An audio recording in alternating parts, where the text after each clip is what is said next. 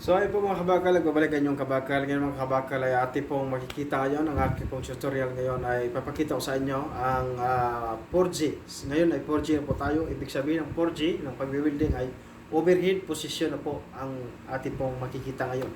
Tapos ito sa 1G, 2G, 3G. So alam nyo na ang ibig sabihin ng 1G, flat position. At ito namang 2G ay horizontal position at ang 3G naman ay ito naman po yung vertical position at ngayon naman ay 4G tayo, overhead position. So ito po yung ating makikita ngayon mga kabakal kung paano po natin tamang procedure natin pong pag-welding ng overhead position. Ano po yung tamang run, ano po yung tamang takpo ng ating pong welding rod ng ating pong overhead position. Tara, panurin natin. So, ayan po mga kabakal, ay kita natin ang takbo, tamang takbo ng ating pong pag-welding ng overhead. Ganyan po mga kabakal.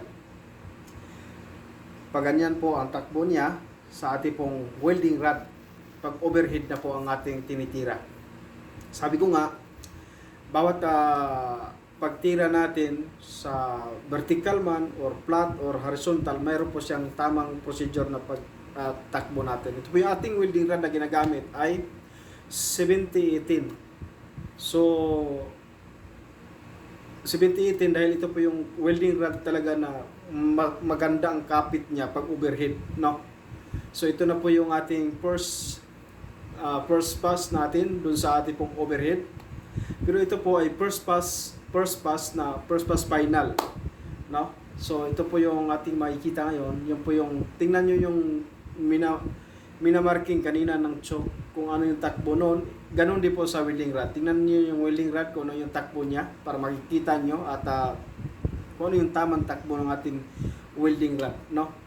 Importante po talaga mga kabakal na alam po natin yung procedure ng ating pong takbo ng ating pong welding rod. Kung hindi po natin alam yon, kung wala tayo doon sa procedure ng takbo sa welding rod sa ating pong overhead, ay hindi natin makukuha yung quality. So ito na po siya.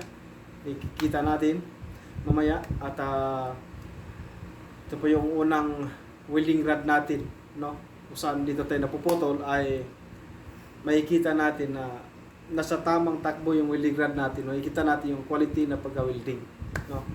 So kung tingnan niyo yung guhit dyan sa choke, yan po yung ating pong takbo ng ating welding rod. So yan, continuous tayo. Yung ating welding rod ay 2.5 mm, no? Yung electrode natin na ginagamit. So ito po ay 70-18 na welding rod. Ito po yung welding rod na maganda pang overhead talaga. Dahil kapit na kapit po yung welding rod na yan pag tumitira tayo ng overhead position. So kung makikita natin ay hindi siya tumutulok doon sa karaniwan na local na welding rod na 60-13 kung ginagamit natin sa Viridian. Pag hindi tayo bihasa sa pagbe-welding, hindi po natin makukuha yung quality na pagka-welding natin. Pag yun pong welding rod natin pong gagamitin ay 60-13. So ngayon ay ito yung gamit natin ngayon ay rod na 70-18. Ito po yung welding rod na matibay na welding rod, matibay doon sa bakal. Kung ano yung mga welding natin, masyadong mas talagang masasabi natin matibay siya, kapit na kapit siya doon sa bakal natin pong wini-welding. So yan na po mga kabakal, tapos na yung ating pong overhead position. Titingnan natin yung hinang natin dito kung quality ba, no? Sabi ko nga, kung nasa tamang procedure yung ating pagtakbo ng ating welding rod, makikita natin na nasa tamang quality pagwe-welding natin, no? Tingnan natin yung kanina yung ginuguhit nun sa choke, kung ano yung takbo ng welding rod, yun po yung nakikita natin. So makikita natin sa overhead na yan ay kapit na kapit siya, no? Kung ano yung clearance ng pagka-welding ay halos lahat parehas, di ba? Wala siyang, hindi siya umakyat, hindi siya tumataas, kundi parehas yung kanyang takbo, no? Ang gaganda ng hinang natin pag nasa procedure po tayo ng pag-welding. Salamat mga kabakal. Ito lang po yung ating video ngayon.